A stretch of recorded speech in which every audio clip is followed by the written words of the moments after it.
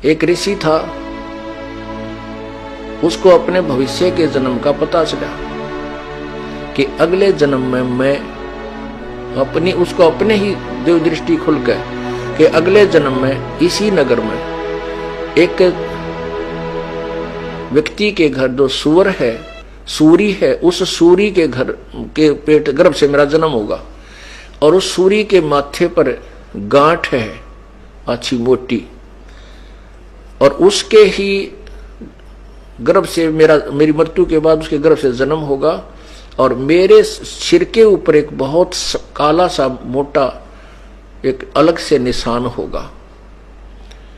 तो उसने अपने बच्चों से कहा, बेटा मेरी मृत्यु होगी, मृत्यु के बाद मैं उस व्यक्ति के घर जो सूरी है ऐसी उसकी गांठ है और मैं उसके घर जन्म लूंगा।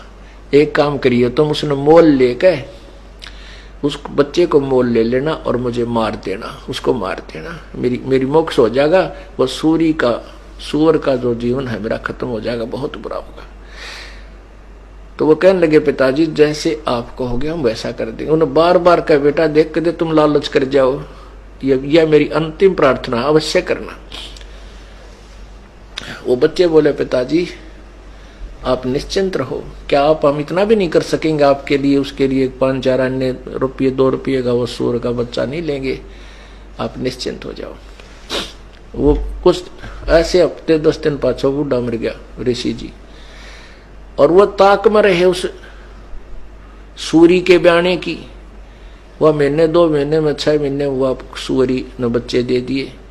वह जो गांठ थी शर्मन्यारी दिखे थी, उसके वही बच्चा हुआ जिसके सिर के ऊपर एक काला सा अच्छा निशान था।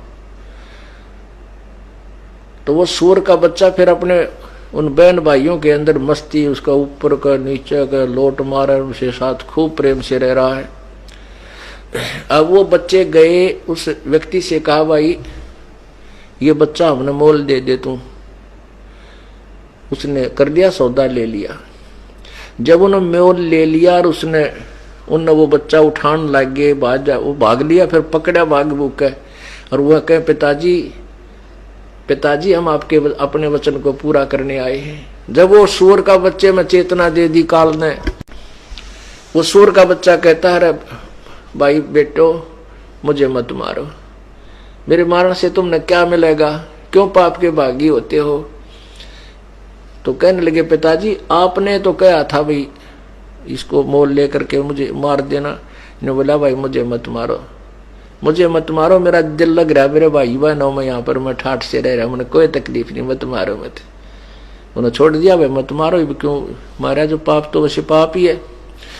तो ये समस्या इस काल की है। जब एक सुअरी के बच्चे के जन्म में वहां उस अपने परिवार में इतना व्यस्त हो गया, इतना खुशी मना रहा है, और स्वर्ग में जाए पास देवता कदे भी इस बात को हृदय से नहीं कहेंगे, ऊपर से कह भी दें भाई मानुष जन्म इब का हो गया, तो हम जो है ना वो भक्ति या नहीं करें, मोक्षशाली करेंगे, तत्वदर्शी संत ढूंढेंगे, या अंधे फिर अंडी पाक जाए, अपनी अपनी डफली अपने अपने राह। क्यों काल की बहुत भयंकर मार है। तो ये वहां पर हृदय में कसक के भगवान ये तो गलत स्थान पर आगे तड़फेगा, वो एकाध ही होता है। कहते हैं उसकी वो जो मेरी प्यारी आत्मा ऐसे वहां तड़फ करेगा, उसके पास पहुंच जाऊंगा, उसको शरीर को ऑफ कर दूंगा वहीं से, देव वाले शरीर को, और उसको ले आऊंगा वहां से, फिर मनुष्य शरीर दे दूंगा।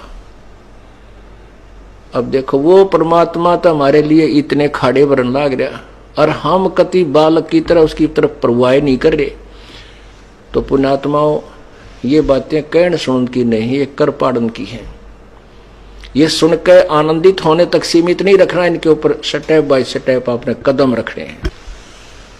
शिव मंडल ब्रह्मापुरी चाहे विष्णु लोक में हो, अमरे गुण भूले नहीं तो आन छुटाऊं तो कहते मैं तेरी वहां से भी पीछा छुटवा दूंगा और फिर तुझे मानुष शरीर दे दूंगा। लेकिन मानुष शरीर पाके फिर वही बकवादा बढ़ जावा हम। तो इससे क्या है, जैसे आपने संत परमात्मा की वाणी सुनी कि चलते मार्ग जोगिरे तासर नाही दोष, कहे कबीर बैठा रहे उसको करने कोश। अब जैसे परमात्मा ऑप्शन दे रहे हैं कि जो कतिये नहीं लगा इस मार्ग पर अभी तक, बिल्कुल सटार्ट नहीं करी जिसने भक्ति या सत्य भक्ति, वो तो बिल्कुल अभी तक सारा काम उसका शेष है, सारा सफर शेष है। और जो चलते मार्ग गिर गया वो कुछ तो सफर तय कर चुका है, यदि आगे बर्बाद ना करेगा तो।